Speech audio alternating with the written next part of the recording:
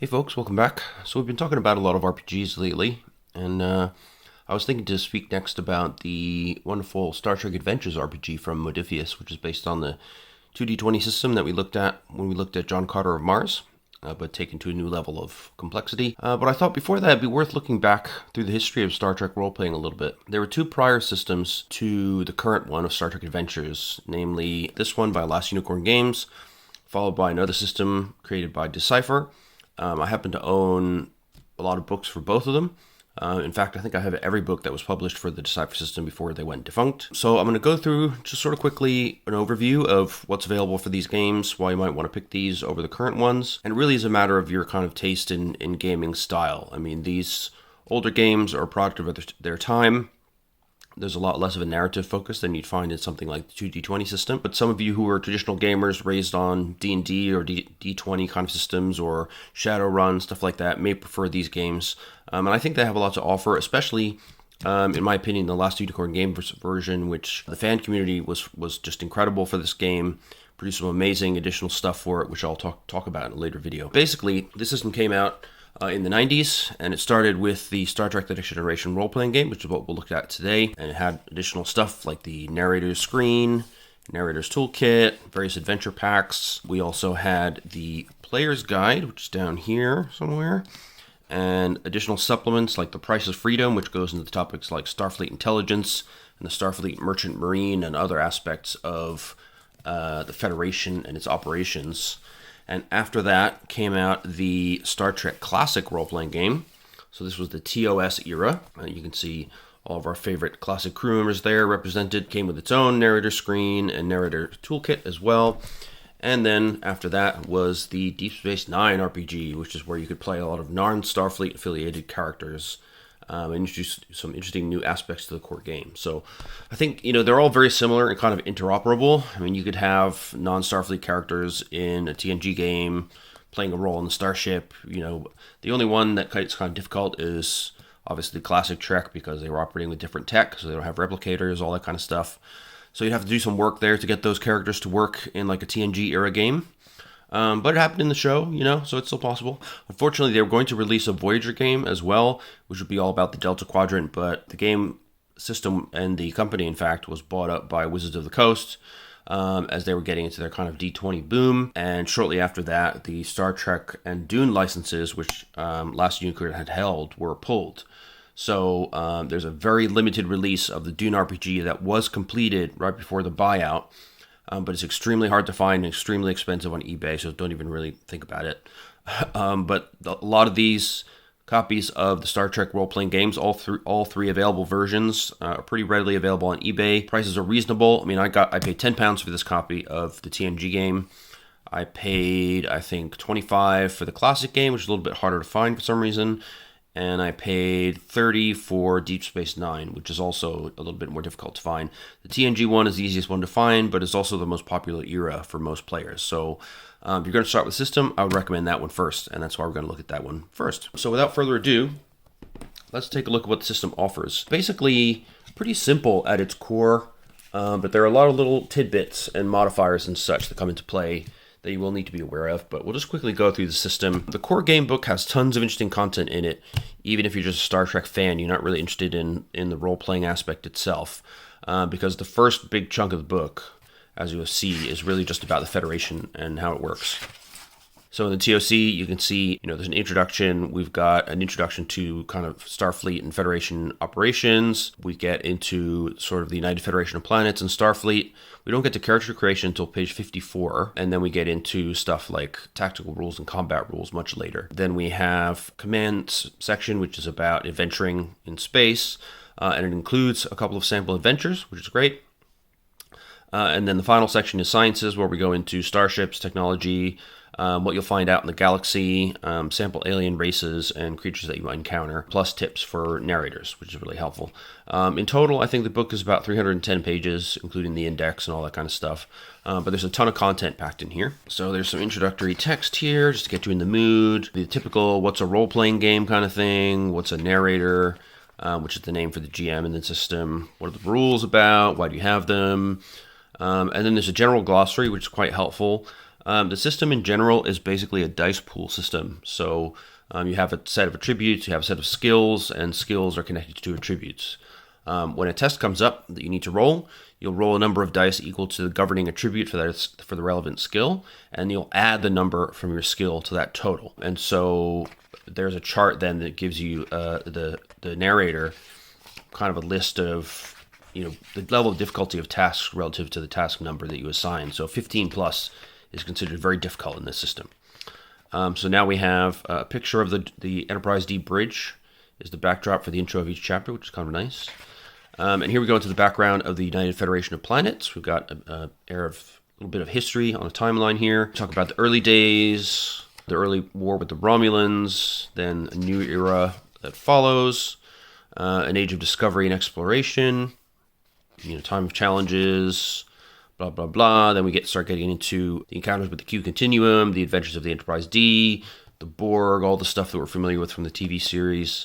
And then the governance of the Federation itself, so the Constitution, and there's more about that, of course, in the Price of Freedom supplement, which I mentioned before. There's requirements for membership, the privileges of membership as well, what the Federation Council is responsible for, the leading members of the council, and this is all during the TNG era, of course. That will change in different parts of the timeline. All kinds of things, the role of the president, the role of the Supreme Court, how the economy works, which is unusual because, with replicated technology, most people don't use money, but they assign credits to kind of ship-based accounts that if you're on a foreign world where they use money, you can sort of buy things off the ship's credit account. Then there is a separate section here for Starfleet and their role in the Federation. And right up front and center, we have, of course, the Prime Directive, which is prohibiting all Starfleet personnel and spacecraft from interfering in the development of any pre-warp society. And it's such a strict directive, of course, but we've seen many times in the show they violate it for various reasons.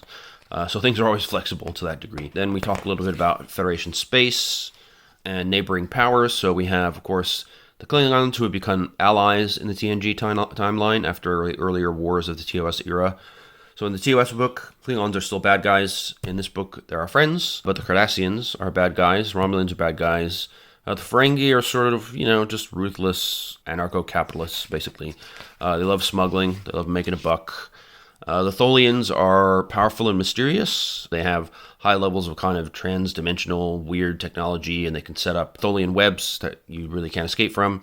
And then, of course, we have the Borg, who are the galactic-level threat that the Federation is really concerned about, especially in later elements of the saga. And then we have some key members of the Federation itself. So the Alpha Centaurans describes their homeworlds, their accomplishments, and their general kind of cultural character. We've got Endorians as well. We've got the Betazoids, so like Counselor Deanna Troi, of course. We've got the Booleans, we've got the Tellarites, and there's a sample picture from each of them. You'll see that most of the art in the book is just screenshots from the show, which is pretty much okay. Then we've got the Vulcans, of course, who play such a huge role throughout the series since the TOS days. And then we get into some more detail about Starfleet. So this is really useful because we start off with an example character here, Ensign Elisara, and as we read through the Life in Starfleet section, it kind of updates Elisara's journey. So we can see the basics of how to kind of develop the idea behind your character. So it explores, why you might decide to honor life in Starfleet, the different branches and the kind of positions you can have in those branches. So, for example, in command, you have commanding officers, executive officers. So that would be Captain Picard as commanding officer. The XO would be William Riker, who is also known as Number One. In Ops, you have your flight control officer, or the Con. You have the chief engineer. You have the Ops management officer, which was usually Data on the Enterprise D. You have the mission ops officer. You have the environmental systems officer. Then you have tactical officer, which is Worf, for example. They're responsible for defense of the ship and both interior and exterior in many cases. Then you have the science department, medical. You can have chief medical officers and counselors, which again was Deanna Troi in the counselor position. And then there's a number of different shipboard positions that can be held by lower ranked officers. So that would be, sensor maintenance, flying shuttlecraft, dealing with the warp drive, replicators, environmental stuff, sensor maintenance, all that kind of thing. And then it talks a little bit about other divisions of Starfleet, but again, the Starfleet source book is kind of more detail on that stuff. So you have Starfleet Intelligence, Colonization Service, Diplomatic Corps, all that kind of stuff. And then during peacetime, you can have various additional roles that are available. So you can be an academy instructor, you can aid an ambassador, you can be a science attaché or cultural attaché. And then it talked about the chain of command, and that's always an interesting aspect of Star Trek gaming because not a lot of players enjoy being commanded by another player.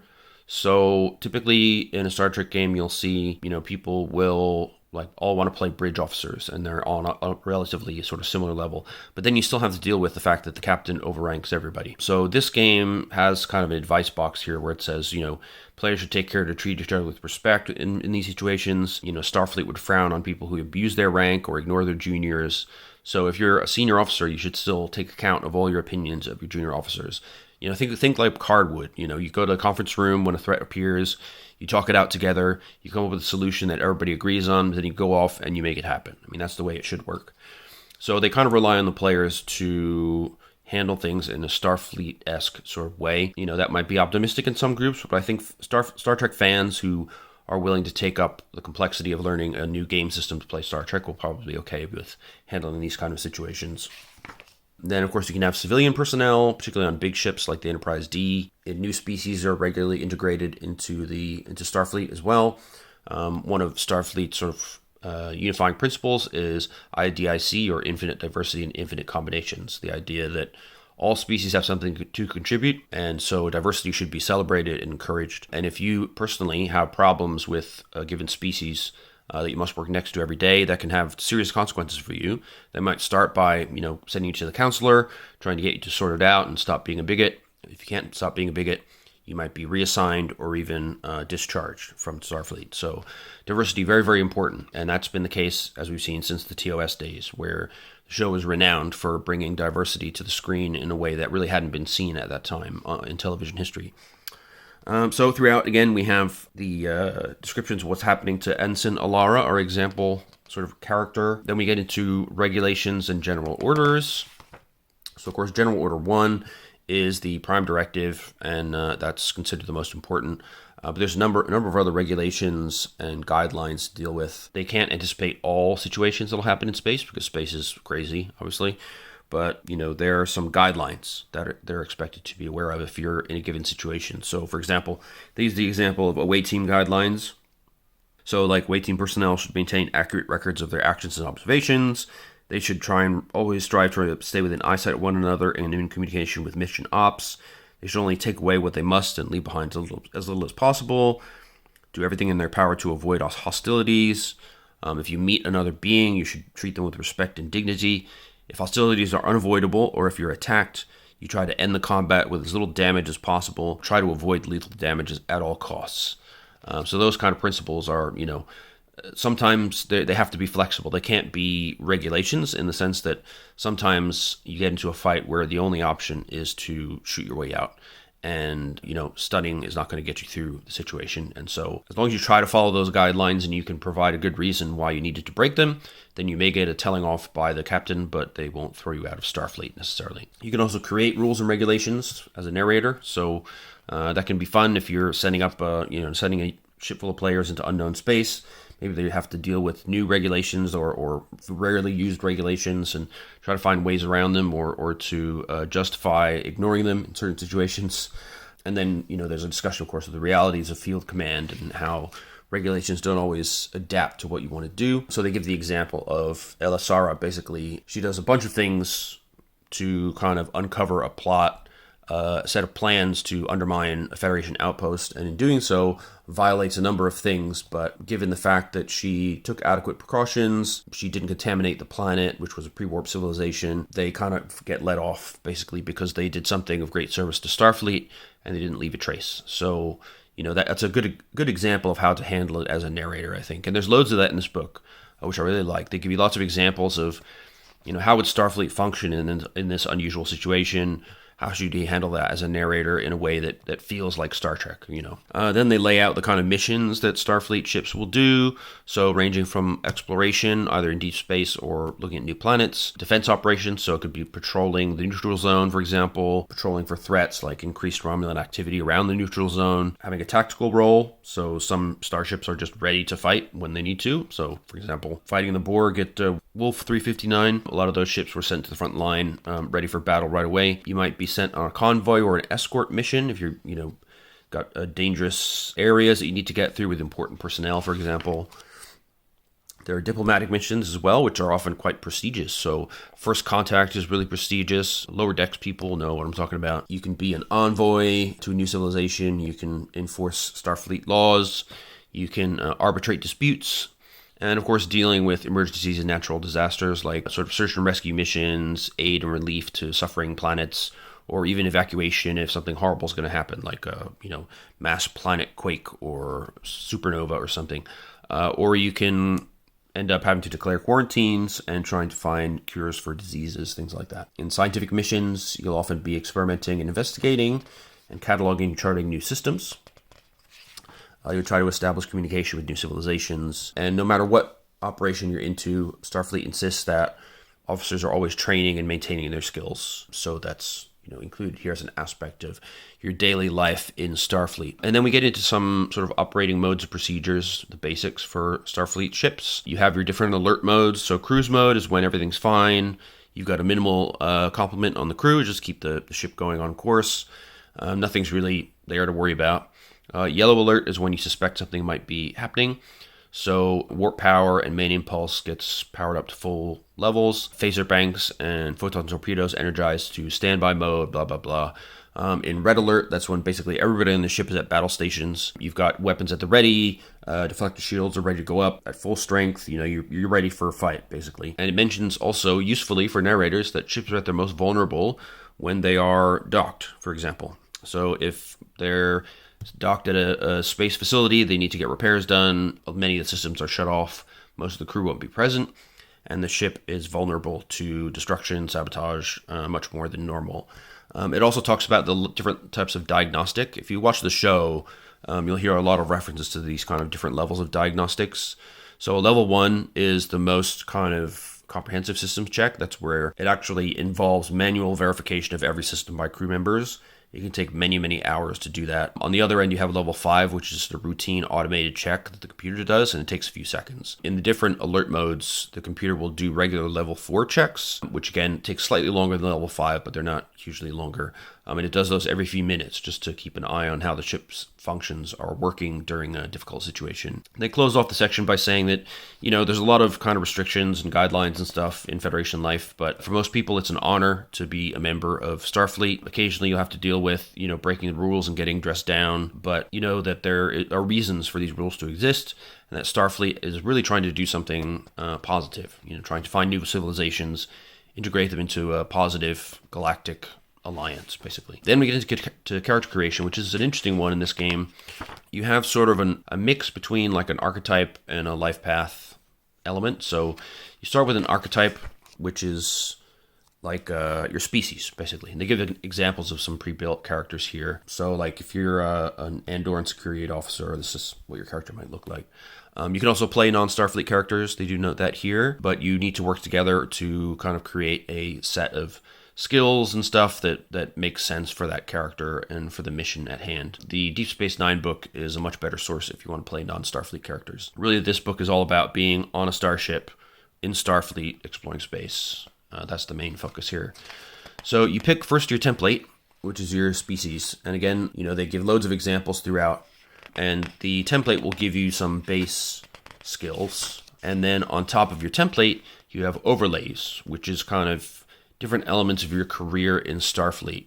So that's kind of the life path aspect to it. Now, each character has a set of attributes, and they have skills, they have advantages, disadvantages, and they have renown and courage points. So let's lift this up so you can see it a little bit better. So for example, for the ship's counselor, you have 5 main attributes: fitness, coordination, intellect, presence, and psi. Psi is like psionic powers, basically. Many races have 0, but some, like Beta Zeds, have very high psi values. Each of those has some kind of sub-attributes that you can gain bonuses in. So the Centauran, they have some additional vitality under fitness, which can give them a bonus in situations. Then you have your skills, and the way those work, they look kind of odd because you've got a name and then another in brackets. But the way you can think of it is the first word is the main skill the one in brackets is a specialization. Then the first number is your value for the main skill, and the number in brackets is your number for the specialization.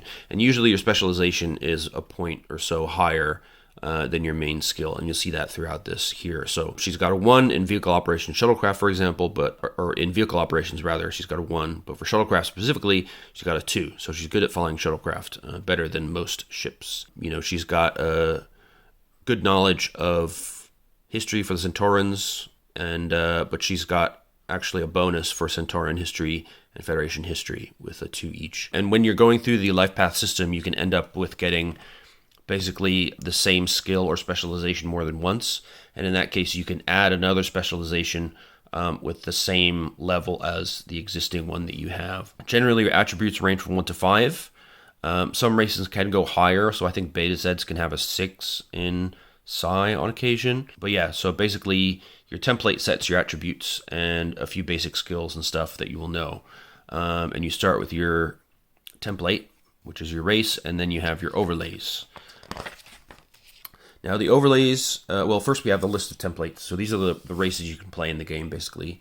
We have Andorians, Betazoids, and you can see they start with a psi of 2, but they can go up to a maximum of 6. So the number of brackets for each template is the maximum they can reach. Andorians can actually get their fitness up to 6, for example, so they can be really tough. So they start with these attributes and bonuses and malices, and then these skills, and they're often specialized to their culture. So the general culture skill for a Betazoid is 2, which is not bad, but for Betazoid specific stuff, they get another point for that specialization. Then we get Bolians, we got Centaurans. Their typical advantage is sexy, +2, interesting. And we have the humans, of course. Their advantage is extra courage points. Tellarites, they are argumentative, which gives them a -1 in certain situations, but they have infrared vision, which is always helpful. You'll see again, most of the races start with Psi 0, basically except for the Vulcans and the Beta Zeds. The Vulcans start with Psi 1 and go up to 6.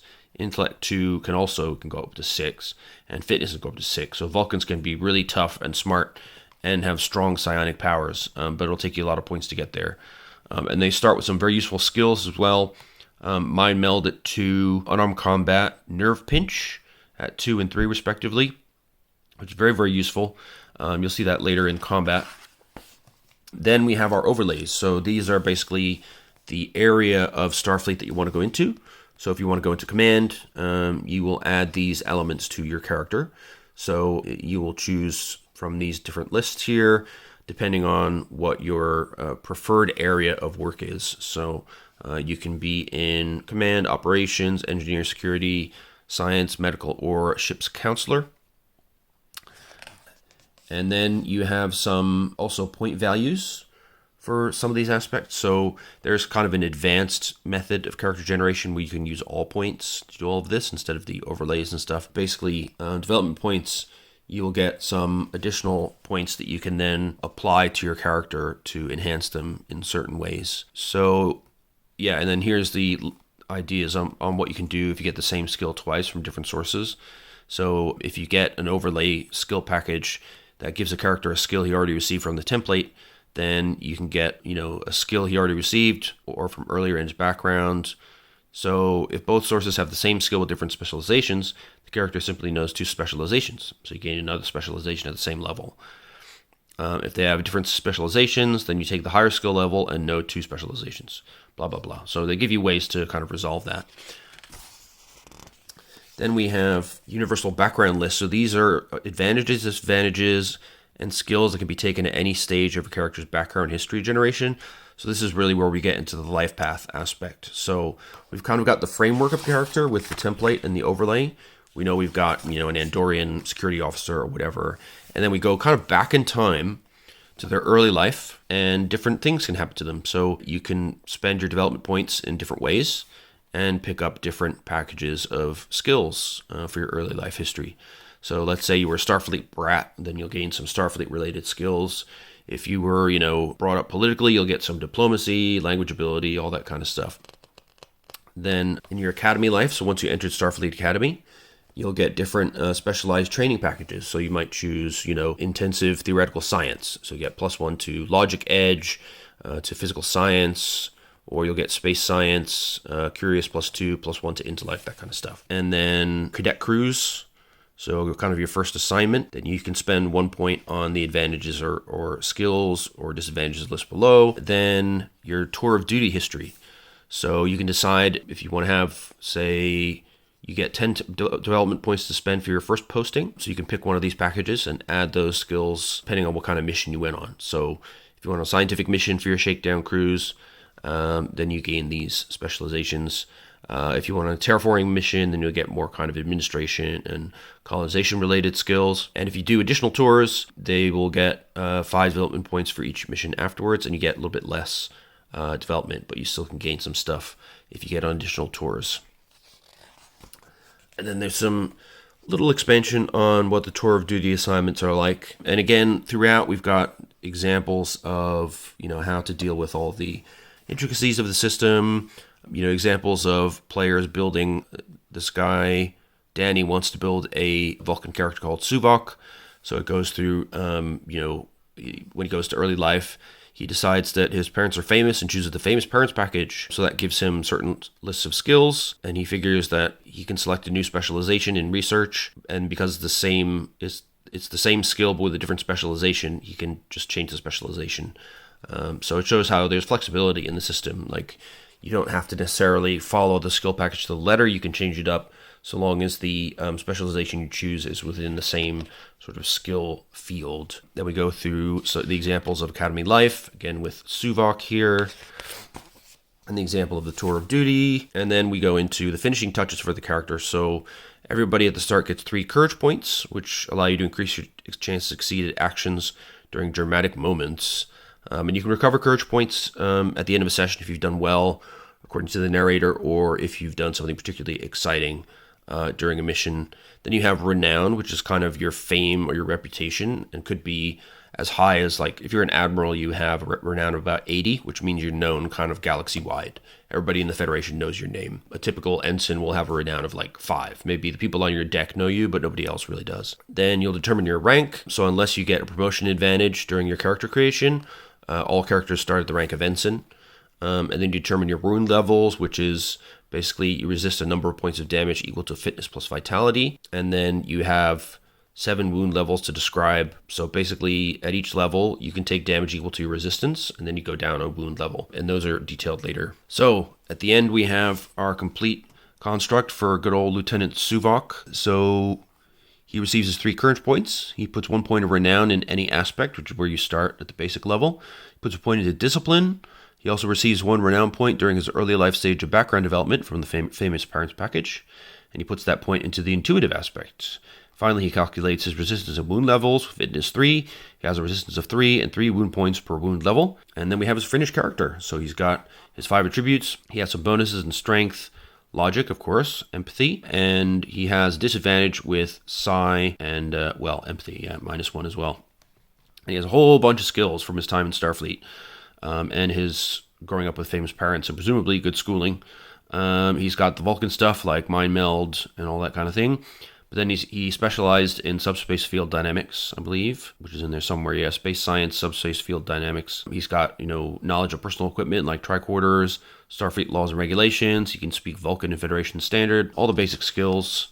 And he's got advantages, disadvantages. So he's bold. He's got a contact at Starfleet Command, which is a bonus. He hides his emotions, which can be, plus or minus. He's got a code of honor as a Vulcan, which can be constraining. He's got 2 points advantage as his parents or his patrons, kind of.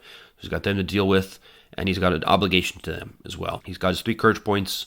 He's got 2 renown, so he's just kind of starting out, and there's different aspects of renown as well. So he's put in his into initiative, his willingness to take action, and discipline, so his adherence to regulation. And his wound resistance level there is 3. So that's what a character looks like. Then we get into traits. So here we talk about attributes and edges. So each of the attributes represents different core kind of competence of the character. And then you have these edges, which range from -2 to +2. So basically, they will give you a bonus or a penalty that modifies the amount of dice you roll in appropriate situations. So if our friend Suvok, for example, was rolling his dice, and empathy was important in this test, and he would roll one less die for his presence than he normally would. So that kind of thing. And it describes how the different edges appear under each of these subcategories. So under fitness, you can have strength and vitality, coordination, dexterity, and reaction. Intellect, you have logic and perception. Presence, you have empathy and willpower. Psi, you have focus and range. And then we go into in-depth description of skills. So each skill is kind of governed by a linked attribute. And yeah, then there's some our psionic skills as well. And then there's just a long list of skill descriptions. So different kind of examples of different difficulty levels. So let's pick one. Let's see. How about projectile weapon? So routine difficulty, which would be, I think, 3 to 5. Firing at a target at point blank or short range. Moderate, firing at medium range or repairing a weapon out of combat. Challenging would be firing at a target at long range. Difficult, repairing a weapon during combat. Nearly impossible, firing at a target at extremely long range with no visibility. So that would be nearly impossible. So that's we're looking at like 15 plus difficulties. Specializations for projectile weapons include gunpowder pistols, which is kind of a weird thing to have, gunpowder rifle, or submachine guns. So yeah, if you wanted to fire old school guns in Star Trek, you can do that if you want to. But yeah, it gives really a great amount of detail about the skill, and the guidance on difficulty levels is great for the narrator. So again, the book takes great care of the narrator, which I really appreciate. We've got loads of examples of how all the skills can be used, all that kind of good stuff, and it goes on and on and on. Then we get into the psionics. So they're skill modifiers here. So if you want to affect, say, through strange energy fields or like through rock or some other substance, you get plus to your difficulty. If you have a large number of minds thinking or feeling the same thing, then that can give you penalties because you're going to be overwhelmed. If the target or character is injured and you want to use your psi powers on them, then you need to reference the wound level table, which will affect that. The character is in combat, +1 difficulty. So different situations will change the ease of using your psi powers. There's not that many. I mean, you have Mind Meld, of course, which is mainly for the Vulcans. Mind Shield, so that protects you from psionic attack or telepathy. You have Projective Empathy, so you can project your feelings onto somebody else, help them feel better. Projective Telepathy, you can project your thoughts to somebody else. Receptive Empathy, so you can receive somebody else's emotions. And receptive telepathy, obviously you can receive somebody else's thoughts. And range also modifies the difficulty according to the table. There's lots of tables in the game, but I mean, once you start playing, it's really not that difficult to be you get accustomed to it pretty quickly, Advantages and disadvantages, so there's a master list here, which is really convenient. And then, again, we go through in detail how these all work. So you've got the bonuses you get for having allies and the relative cost in development points. What happens for getting commendations of higher levels, different levels of contacts. The bonuses you can get like eidetic memory, high pain threshold, medical remedies, mathematical abilities, language abilities. So these are all the kind of advantages. Promotion, you can get all the way up to Admiral, which gives you huge bonuses, of course, but will kind of separate you from the party a little bit. So maybe not, you're going to see something you're going to see often in gameplay. And then we have disadvantages. So codes of honor, basically the different types of codes of honor give you different levels of malices to your roles. So Prime Directive, of course, always comes into play. You could have a code of honesty, code of fairness, Hippocratic Oath, where you're kind of going to be forced to treat all patients equally, even if you don't like someone. You may have certain pledges that you've made or vowed to someone. The Vulcan Code is particularly strong. Never give in to emotion, always approach problems logically. The Starfleet Code is really strong, so you must uphold all the ideals of Starfleet, including the Prime Directive. And the same with the Klingon Code. You always have to avenge an insult and never show cowardice. Always be honorable. So among your disadvantages, there are loads of interesting stuff in here to build out your character. They could have a dark secret. They could be dependent on somebody. They could be a fanatic. They could be greedy. They could be a hypochondriac. They can have a low pain threshold. They could have some kind of medical problem. They can have an obligation to somebody. So that's a debt to somebody that can affect you in certain situations. You might be a pacifist, or you might have a phobia of certain things.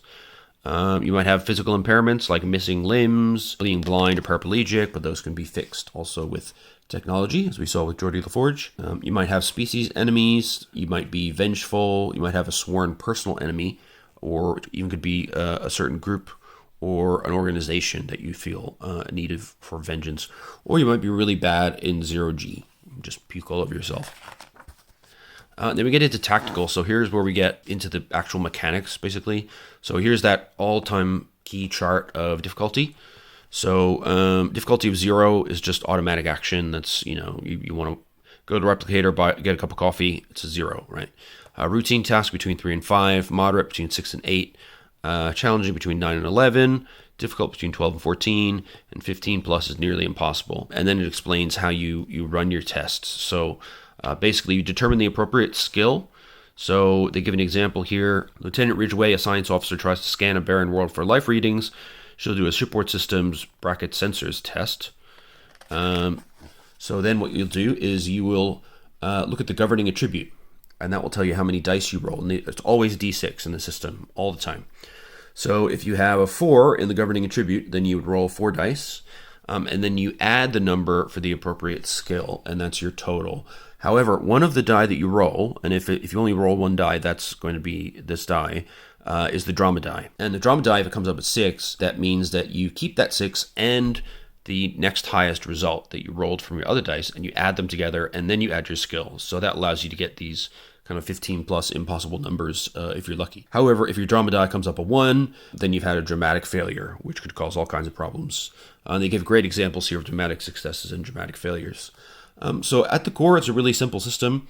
They give a great example, throughout. So we're talking about Lieutenant Ridgway doing her scan. Since the scan is fairly specific, the narrator gives it a difficulty of moderate at 7.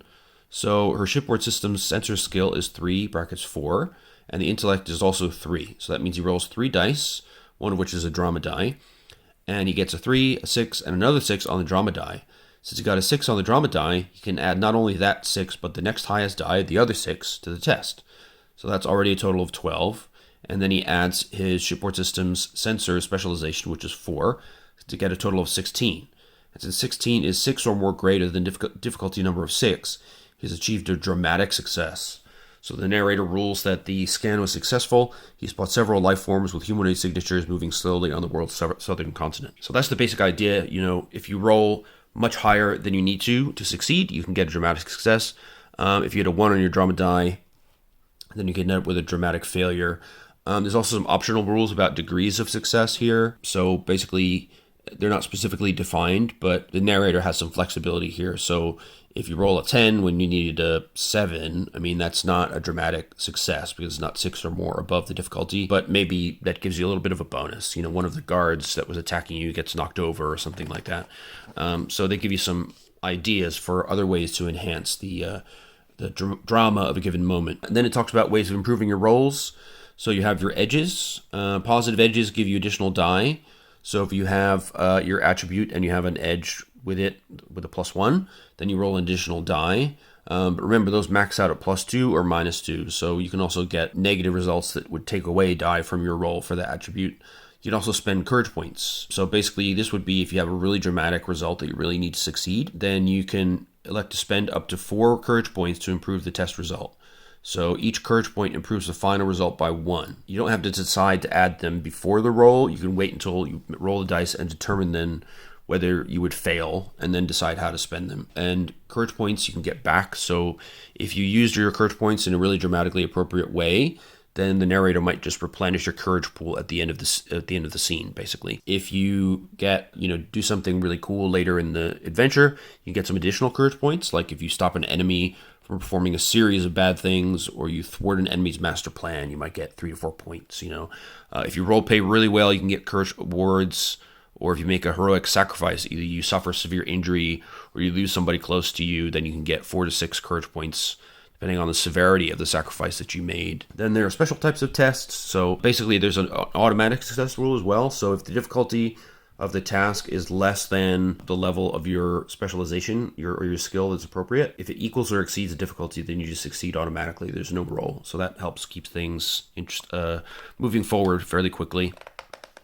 However, it also says that, if you're in the middle of combat or something, then, you might want to forego that rule because even simple things can become difficult when the ship is shaking from photon torpedo impacts and stuff. Then it talks about opposed tests. So basically, This is where you're rolling directly against somebody else to achieve the same sort of thing, like you're grappling somebody or you're competing with somebody to do a specific task. There's a nice table here that shows, the penalties or pluses you can get depending on your level of advantage to your opponent. So, if the sun is in the opponent's eyes, you'll get +1 on your opposed test. You can get significant advantage if they've been injured, for example. So it's all pretty sensible. Again, there's some optional rules about using different attributes with the same skill, which is sometimes appropriate for dramatic reasons. Some skills, which are marked with this little symbol here, cannot be used untrained at all. They're just too complicated, but some skills you can use without training. Like you can pick up a phaser and try to fire it even if you really suck, but you're not going to try and mess with like warp field modeling if you have never even touched it before. You can also prepare for a task, get bonuses. You can make additional attempts if you have time, but each additional attempt will give you a +1 to the difficulty. And then there are renown tests. So these are down to basically your level of notoriety, basically. So there are renown difficulties as well, which follow the same difficulty pattern as with regular tests, but there are lots of modifiers here as well. So if you're dealing with the same species, there's no modifier. If it's a different species but friendly, maybe it's +1 difficulty. If it's a hostile species, +2, etc. So renown tests can be tough for new characters because you don't have much in the way of your renown aspects. So they give a nice example here using the Vulcan character Suvok that we saw during character creation. So he has various renown aspects. You basically total those up and you get a base renown number, which you divide by 10 and round up, which in his case was 2, and it shows how to go through the renown test against this Cardassian that he's encountered. And that basically tells the narrator that the Cardassian knows about Suvok, but doesn't know that Suvok is really, really good at unarmed combat, so he might not back down from a fight. So the renown test is really cool. It gives you a way to kind of measure how an encounter is going to go. Like it's almost a way to judge the morale and the positioning of an opposing group of entities and work that out before getting into a fight, or whether a fight would even be likely, for example. Then we get into combat, which is pretty straightforward. Basically, you roll an initiative test, which is like an opposed test. So basically you roll a skill test for the skill that you're using. So if you're going to fight with a Batleth as a Klingon, use your unarmed combat. If you're using phasers, you're going to roll your energy weapon, brackets, phaser, specialization. And whoever gets the highest is going to be acting first. And then everybody else acts in order of their rolls. If the results tie, then the character who rolls higher on the drama die is the winner and goes first before the other one. If the drama die are the same as well, then the character who initiated the conflict will win the initiative, so the attacker wins in that case. You cannot spend courage points to improve your initiative, by the way. There's also a slightly less detailed option for initiative as well, if you don't want to go through all that, but it's pretty straightforward, honestly. There's a simple action economy, so there's basic actions that take no time at all. You can do these without spending any time, so dropping a weapon, shouting an order to a colleague, looking around, stuff like that. Timed actions are things like drawing a weapon, making a combat maneuver, reloading a weapon, changing your weapon to stun or to kill, taking a sensor reading. Those will take an action during your combat. You can take more than one action during combat, but it will add to the difficulty of each subsequent action.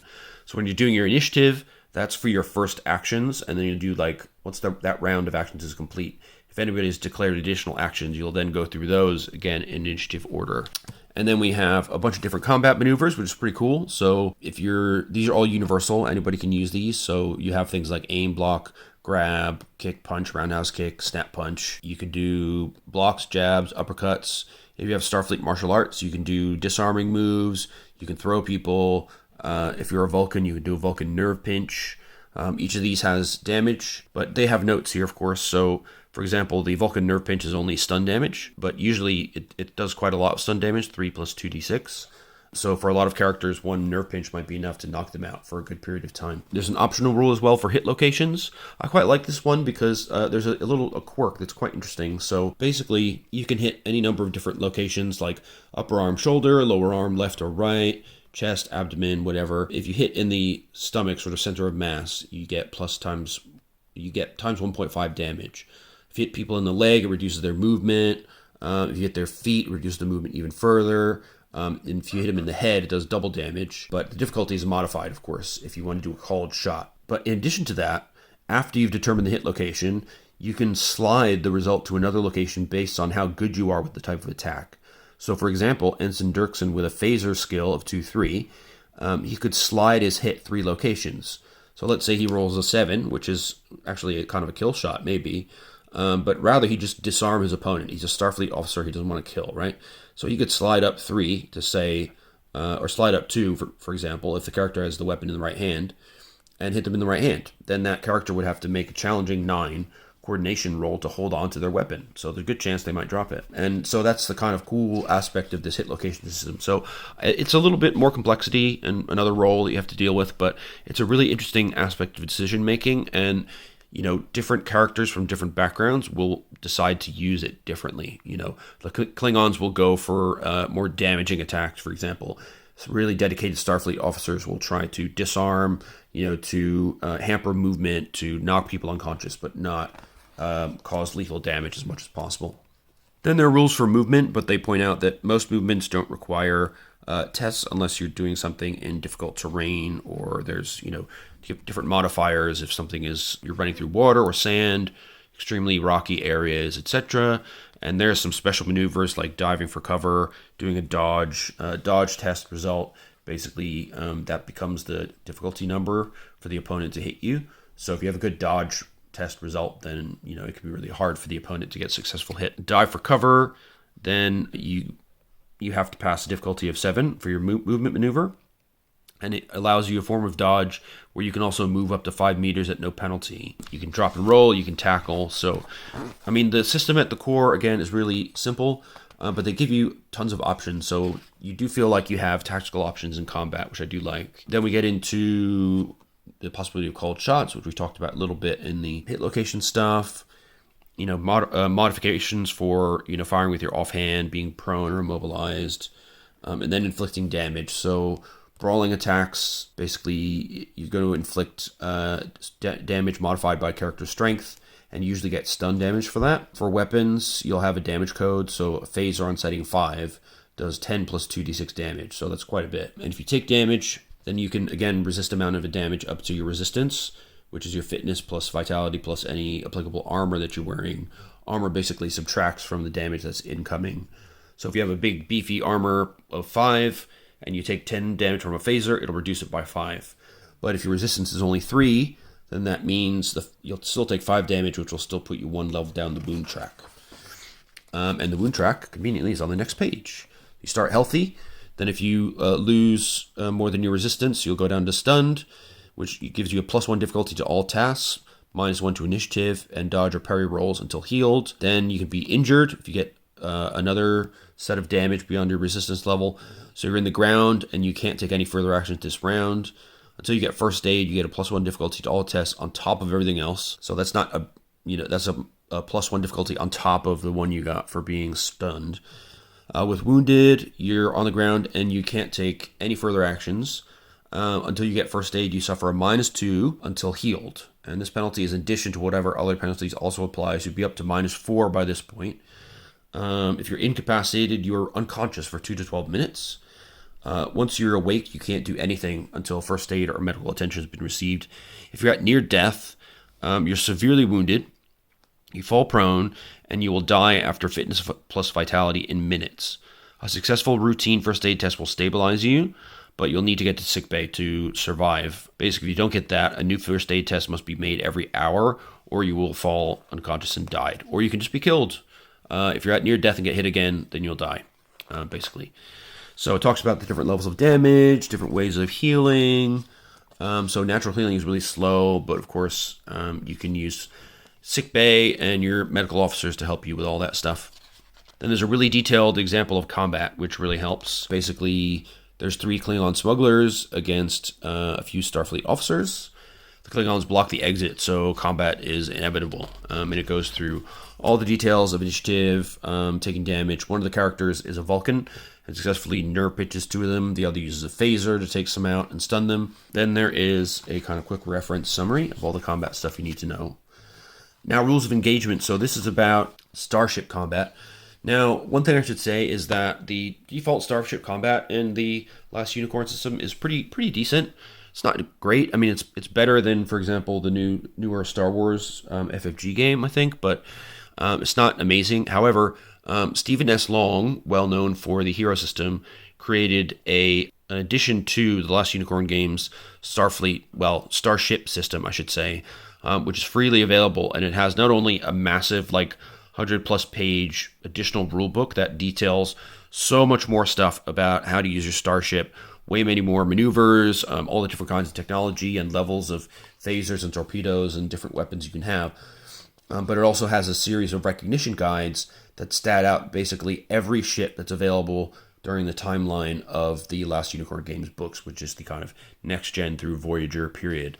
It's absolutely amazing. It's totally free. I'll put a link to it all in the description. If you're really into your crunch and you really want to get into the Starship side of things, then it's a must. And the fact that it's free is all the better. You could find it either on Stephen Long's website itself or on Memory Icon. I'll put both the links in. Memory Icon has tons of great fan stuff for the game besides that as well. So we get into starship movement and how that works using dodges, including the Picard maneuver, which is particularly difficult. And then we have hit location chart for starships. This is particularly important. Hitting the bridge is very difficult, but could be very destructive. If your characters are all on the bridge and the bridge is destroyed, basically everybody might die. So that would be bad. So try not to put all your eggs in one basket. Hopefully, at least your chief engineer is down dealing with the warp system and all that kind of stuff. But yeah, again, you can use aiming and called shots at tactical. And there's lots of stuff for the different officers to do during starship combat, which is always nice. You can also get into cover, which is harder than in personal combat because space is mostly empty. But you might find cover in an asteroid field or a nebula. You can fire certain weapons more than once in a turn. So, for example, they give an example here of firing multiple photon torpedoes in a spread. And basically, the number of them that hit is determined by how far you exceeded the difficulty roll. Then you can have beam weapons, which you can fire volleys as well, but each volley is only 75% of full strength. Then you get difficulty modifiers as well for ship size. So if you have a Constitution class ship at size 6, you have a -2 difficulty to hit a Galaxy class ship, but a +3 to hit a Romulan scout, which is smaller. So bigger ships are easier to hit, but they also will have more defenses and more damage. In extreme circumstances, you can ram, of course. You can resist damage through shields. And then you have hull, which provides limited amount of resistance beyond that. So attacks don't reduce hull resistance like shields. The resistance stays the same. You can also strengthen damaged shields by diverting power. And there's optional rules for automatic defense as well. So basically that means if an attack would do less than 20% of a shield's normal full strength, then that weapon does no damage to the starship whatsoever. So that stops people from trying to fire at a huge starship with a hand phaser or something stupid. Then it talks about how to use phasers to get better results on your attacks. What you can do in command. Basically, you can get +1 to your die rolls for, basically motivating your colleagues. There's loads of stuff you can do in engineering, like repairing damage, trying to get additional power out of systems. And now we get into the narrator session, which I'll largely skip over. I mean, it is really useful, though. They talk about setting up scenes and kind of structuring things a bit like the TV show. So using the mechanics in a sensible way, trying to create drama, making sure that the game stays interesting, and working with the players to make sure that, the fun is kind of maximized. You want to give each player their moment in the sun. Don't, over-focus on one player over another. And just try and keep everybody engaged, basically. So generally good advice. And then we have, the keys of what makes Star Trek Star Trek. What are the themes of the game that you want to focus on? You've got cinematic action, human action, free will, individual competence, and that's really shown in the game. I mean, a lot of the Starfleet represents the best of humanity. So from the start of the game, your characters are pretty competent. They can do a lot of stuff. And as they advance, as they get promoted, they only become more so. Triumph of the human spirit is another big theme of Star Trek. And in the Next Generation itself, exploration and discovery is a very big theme. Defending the good, trying to defend the integrity of the Federation, that kind of thing. Encountering moral dilemmas is always a good center point for a Starfleet episode. The idea of free will and edict, the infinite diversity and infinite combinations. And there's some examples here of some Next Generation themes in each of those categories that you can build from. Then it talks about how to create your supporting cast, which is your NPCs.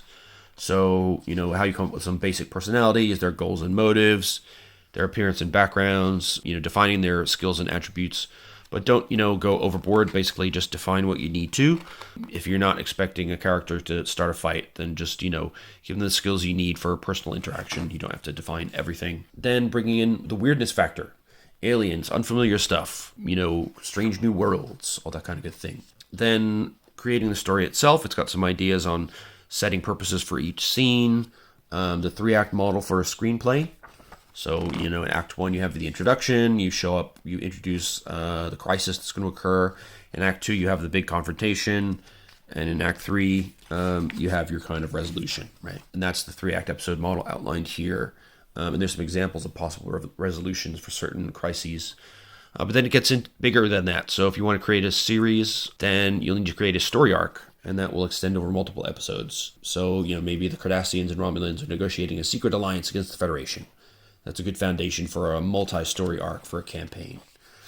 From there, we move into rewards. So XP totals are low in this game because like a lot of Star Trek games, your characters, they're really competent at the beginning.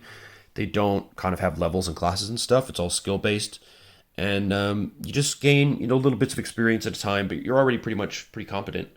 So advancement is relatively slow. It's not like D&D where you gain a level and suddenly you've had loads of new stuff. Like every few sessions, maybe you can increase a skill by 1 or something like that. It's more a measured pace. You can also get negative experience points if you didn't roleplay well, if you didn't participate in the game, or if you didn't achieve the goal of the scenario. But slowly you'll build up your points, and it gives you a list here of what you can buy. So you buy a new skill at level 1 for 5 points. You can improve a known skill to level 2, level 6.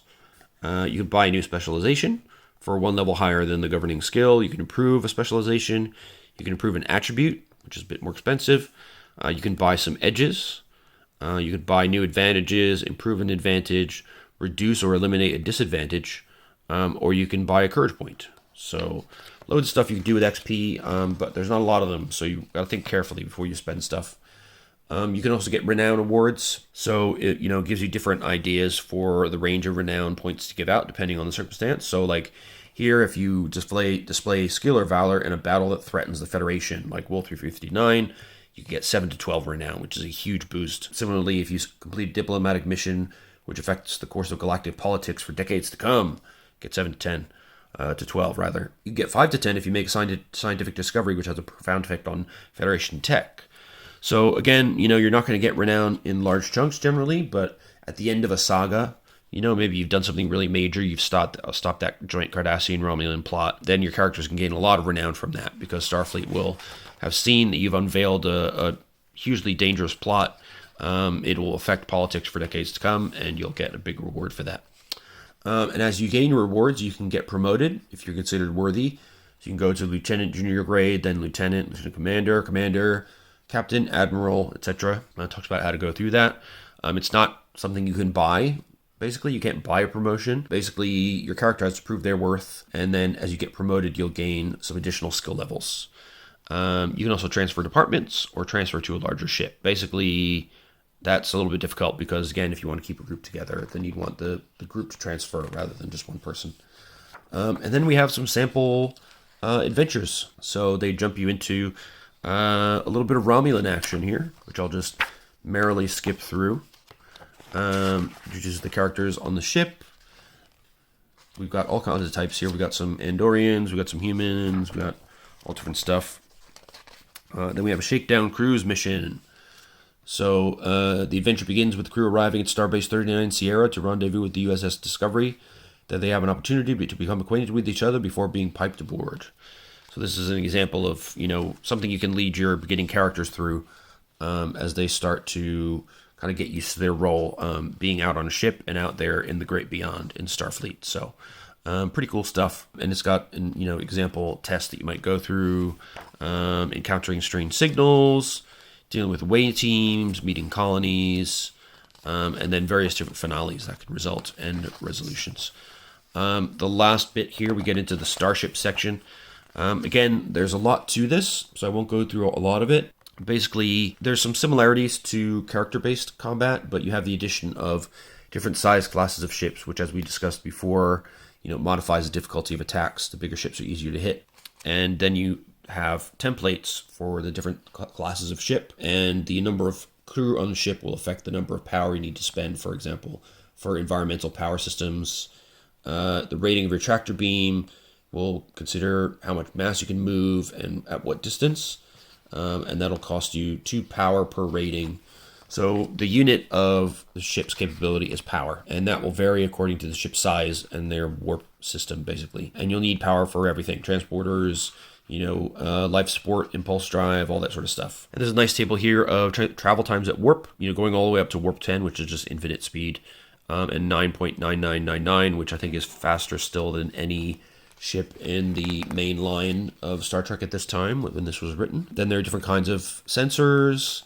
You can have cloaking devices, of course, different weapon systems, including beam and missile weapons, defensive systems. And then we have examples of Federation of Planet ships. So the listing for the Galaxy class, we have a Galaxy class Explorer commissioned in 2356. It has a size 8 hull, 42 decks, resistance of 4. So once you get past the shields, any damage less than 4 is ignored. It has 160 structural points. When you lose all those points, the ship blows up. It has a number of crew and maximum passengers. It needs 6 power per round for computers. It has 10 power per round it spends on transporters, and 2 per rating of tractor beams. The warp system costs 2 power per warp factor. Impulse is 7 to 9 power per round, depending on the level of impulse. And similarly, for all the rest of the systems, you get the power demands. But the total power of the ship is 200, right? So you can see that even when you've got your shields on max, which cost 60 for a Galaxy class, you've got loads of power left to play with for your photon torpedoes, your Type 10 phasers, running your sensors, everything else. But as you take damage, power goes down, systems go down, it'll get more and more difficult to do everything you want to do. So in that respect, it's a little bit SFB-like. Power is your currency, and as you start to run low on power, you have to make some tough decisions. And then we have templates for loads of other classes. So we got the Ambassador class, Excelsior, the Nebula class, the Oberth class, and then various shuttlecraft. Then we have some Romulan ships, so these will be threats that you'll face rather than ship you'll pilot yourselves. The Romulan Warbird, the Ferengi cruiser, Cardassian Gaylor class, the Klingon Vorcha class, and Brel class warbirds, and the Cavort class as well. And then we get into Starfleet tech. So this is all about personal technology. Basically, technology is not infallible in Star Trek, but it can do a lot of amazing things. And there's a nice technobabble chart if you need to come up with something. Quick, I need to fix the resonating gradient coil. Okay, go for it. That kind of stuff. There's basic tech that a lot of ships will need. So environment suits to go out in the vacuum or in sort of non-breathable atmospheres, medical kits, auto-suture kits, different ways of using your tricorder are all listed out here, which is cool. Neural stimulators, hyposprays for severe injuries, the different levels of phaser damage. And they give you an example of phaser at level 16 does 160 plus 12d6 damage, which is a lot. You can explode 600 cubic meters of rock into rubble. So yeah, you'll definitely vaporize somebody. If you get to actually level 8, you can vaporize a humanoid on a hit. That's all you need. Disruptor damage is similar, except the range is a little bit more compressed. So at level 5, with the light disruptor, you will vaporize almost anything, including humanoids. So yeah, lots of info on energy weapons. We've got different types of phasers. Type 1, 2, and 3. Then we've got disruptors, melee weapons, including Chaka, the Andorian dagger, the Batleth, which of course is the Klingon sword that we're so familiar with. Basic stuff like clubs, knives, stun rods, and then chipboard deck. So the different equipment you'll find, the different stations on the bridge, how the computer core works, and how you access it through control panels at every workstation, the holodeck and common holodeck programs, life support systems and how they work, replicators, sensors, and you can send out probes of different classes. They run at different speeds, and they have different ranges, and they will give you a different amount of visibility depending on what you're trying to detect. Then you have your sick bay, which is essential, of course, when you've been out on a disastrous away mission. Your transporters, of course, to get you around. Impulse drives and warp drives. Your ship weapon systems, which are mainly phasers and photons, since we're dealing with the feds here. Defensively, you've got your deflector shields. So yeah, that's the tech basics. Then you have a summary of the galaxy. So, of course, we're set in the Milky Way. There are 4 main quadrants: Alpha, Beta, Gamma, and Delta. Unfortunately, because, again, of the politics of the game being absorbed by Wizards of the Coast, we never got the Voyager game to cover Delta Quadrant, but we do have some action in the Gamma Quadrant and Alpha and Beta due to the other games. So then it talks about what is the kind of unusual phenomena you can encounter out in space, what your sort of things you might find when you're designing a sector, who's running the sector, basically, how many systems are there, what cultures are dominant, that kind of thing. And then designing stars and star systems as well. So what kind of class is the star, the relative brightness, the spectral class, and then designing systems. So here's a new sample system template. So you've got system name, affiliation. It's a distant cataclysmic binary with an orange giant and a very dim white dwarf. It's got 2 inhabited planets, it looks like. No, 3 inhabited planets. And 12 other planets, including 3 gas giants at the outer edge. And the star A is a variable star, which has eruptions every 10,000 years. So there's some danger there. So pretty cool. I mean, with the system outlined here, you can really create some unique and interesting systems to explore. It won't take long as a narrator to come up with something on the fly if you have to. But again, a lot of the pre-written adventures and stuff come with really cool places to explore anyway.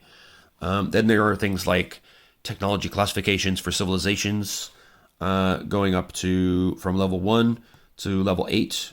Basically, so level 4 is 1950s level. Level 6 is the Federation, Romulans, kind of the current technology in this era. Level 7 is something far beyond that, so like the Traveler or whoever made the wormhole in the Gamma Quadrant.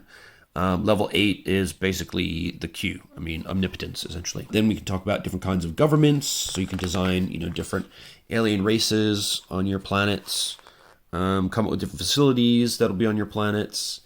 So they give you great tips here on creating unique locations and settings for all your adventures. And then we have some ideas about aliens. So we've got alien species templates. So for allied races like the Klingons, and then threat races like the Cardassians, of course. The always scheming Romulans, the greedy Ferengi, and then the neutral races like the Orion Pirates, the Nausicans, the Breen, and then some other unusual races that have appeared in the show. The Antideans, which are these funky-looking dudes. The Davidians, who are kind of energy beings, I think. Or they're from a different time continuum or something. The Binars, these guys, who are kind of communicate through binary. And we have the El-Orians, the Yarans, Jaradans, and then the Omnipotent races, which is basically the Q continuum. And godlike creatures like Daud. And then there's a creation process for new alien races. So really, this core book is pretty damn comprehensive. As you can see, you can create new alien races, you can create new star systems, new planets, new cultures. It gives you everything you need to create a unique Starfleet and Star Trek experience. So I'm really a big fan of this system. I think, it's got everything you need to start you off in this core book. And the additional books give you great background on the Federation. We'll look at those in a future video. The creature section here gives you some hot tips on using creatures in a story. Of course, we've got the famous tribbles here, which are always trouble, and the weird jellyfish things from Encounter at Farpoint. Sample creature template, and then tips on designing creatures, and a few examples of, different strategies and biologies that creatures might have, and then setting up their details like appearances, senses, how they might attack and defend themselves, and sort of odd stuff like weird chemistries, silicon-based beings, artificial life like machine life, psionics and other powers, and then there's some basic horrible creatures that you might encounter, including a Talarian hook spider, super gross, And yeah, that's it. That is a brief look, well, relatively brief look at the Star Trek TNG role-playing game from Last Unicorn Games. I think it's a great game. It's really affordable to get. If you're into this kind of, it's a pretty 90s style game, basically. You know, it's skill-based. There's a mix of kind of templates and life paths going on here. It takes a little bit getting used to make your first character, but once you get it down, it'll make some good sense to you. It's interoperable with the Deep Space Nine game, definitely. And there's loads of good supplements available, again, which are pretty cheap out on eBay. And the fan content is peerless. I mean, the Starfleet Recognition Manual stuff from Stephen S. Long, which again I'll link in the description, is really top notch if you love starships and building starships and fighting with starships. So I really recommend this game, and it feels different from the narrative focus of the 2D20 system. So if things like players adding stuff to the scene is really not your jam, then maybe Last Unicorn Games, or LUG as it's known, maybe LUG Trek will be your jam. So look into it. Anyway, that's it for now. I'll come back with another, hopefully shorter video on the two major supplements I have for the next gen version. Then we'll look at Classic Trek and Deep Space Nine rulebooks in future videos. So hope it was useful for you. Gradually, we're going to build our way up to looking at Star Trek Adventures, which is the newest and hottest Star Trek system, of course.